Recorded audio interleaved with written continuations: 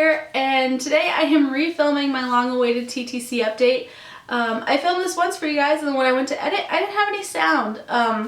And I posted on Instagram that I was going to try and get it up, like film it, and get it up in one day. So here we go. First of all, I want to start off with, I am so sorry that it has taken me so long to get a video up. It's been since April, which is, that's awful, it's horrible.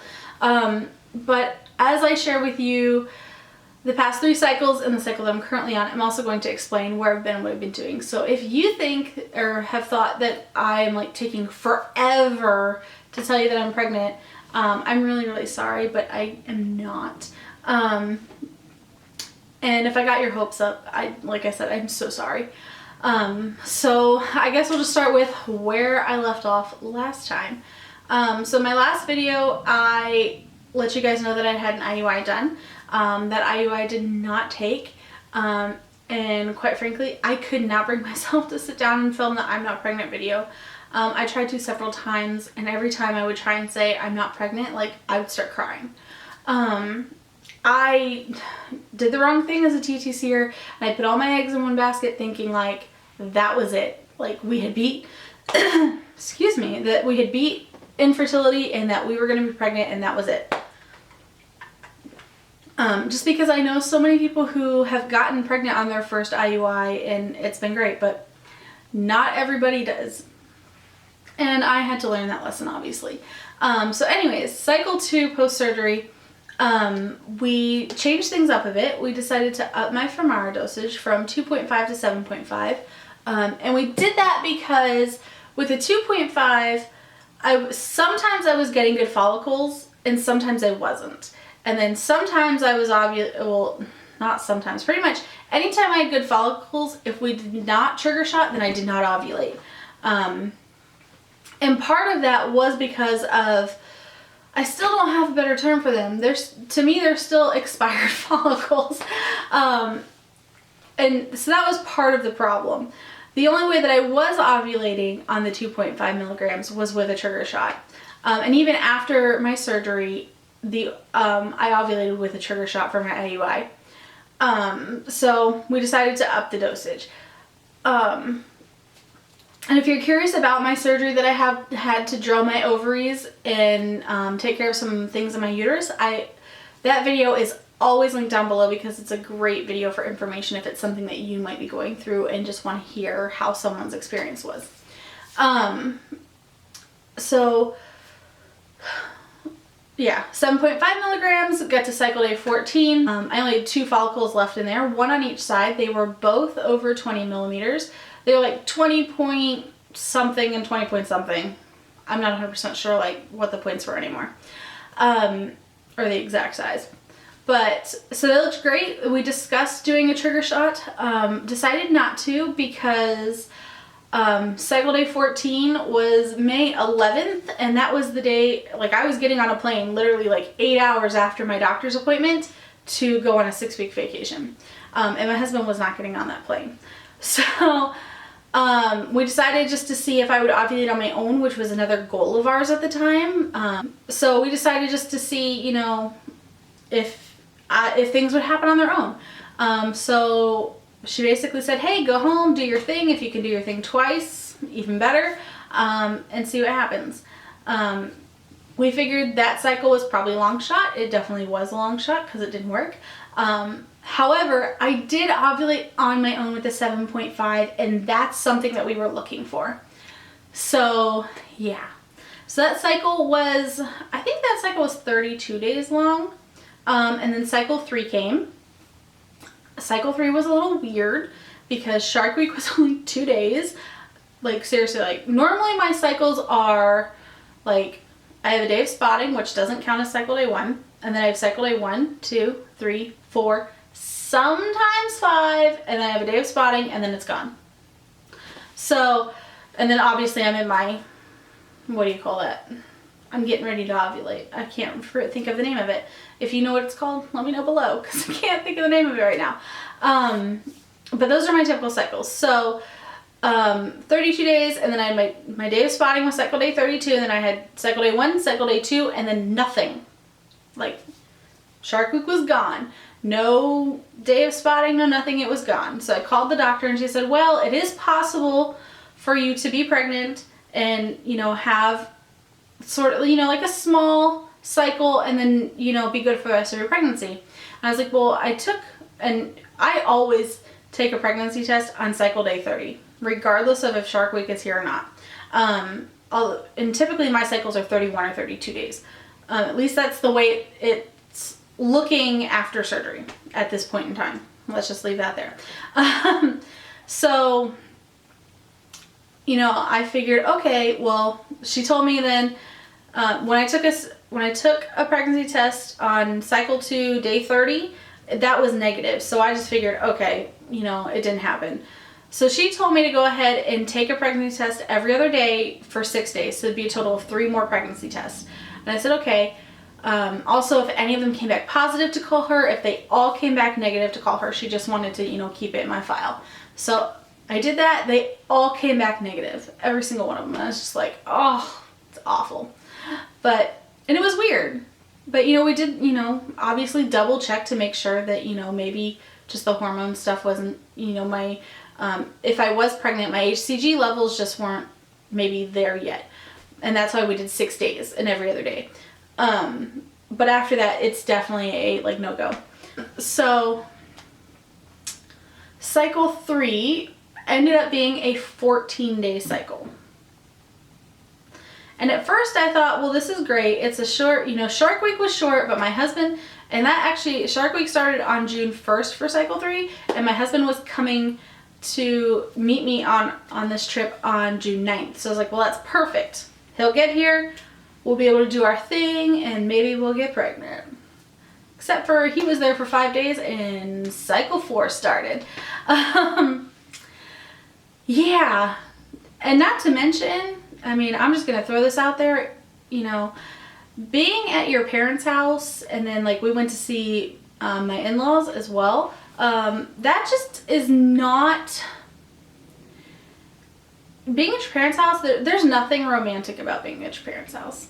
Let's just be honest. I mean, and my mom watches my videos, so hey, Mom. So yeah, I mean, like, there were a few times that, yeah, we went for it, but I mean, truthfully and honestly, nothing romantic about being at Mom's house.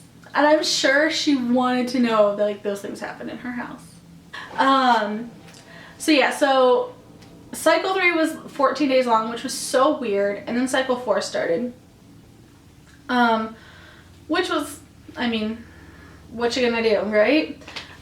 So cycles 3 and 4 obviously were not medicated because I was on vacation, so I wasn't where I could be seen by my doctor and be properly monitored. So we felt like it was not a good idea to take the risk with Femara. If you're not familiar with Femara, definitely speak to your doctor about it if it's something that you've been considering. But there are some side effects that could happen that could be very dangerous with it. Just pretty much any fertility medication can cause side effects that can be dangerous, and you should be monitored by your doctor anytime you're taking them. So I was obviously in a position where I couldn't be monitored by my doctor, and so we didn't take them. So when I originally filmed this video for cycle 4, I was on cycle day 48 because that's what my board says. Can you see how that didn't go well? And I was not pregnant. I mean, I took a pregnancy test cycle day 30, and then I was taking pregnancy tests like every few days after that for a little while. And then called the doctor, and she was like, okay, let's do Provera to start your cycle, and let's discuss Femara for cycle 5. So cycle 4 ended up being 59 days, and today is cycle day 3. It's Saturday. So when I talked to the doctor about Provera, she did tell me to call her on cycle day 1, so I called, and we discussed Femara for this cycle, and decided not to do Femara this cycle, and have it be, basically it's my 3rd cycle in a row now without any fertility medication. And we decided that because my husband and I are moving in about 8 to 9 months, I think. Yeah, we have like 8 or 9 months left. So that basically, if I conceive this cycle, would put us right in the middle of the move when our child is due. Which also would mean that when I got close to the point of no longer being able to travel, I would have to go ahead and move ahead of my husband and try and find a doctor, and then potentially my husband could miss the birth of our child. So in order to basically save myself some stress, save stress on our child if we were to conceive this month, we decided not to medicate this month. Or this cycle. We are still trying. I'm not doing OPKs or anything this cycle. Well, I say that, but I might do them anyway. Just because I keep thinking about it.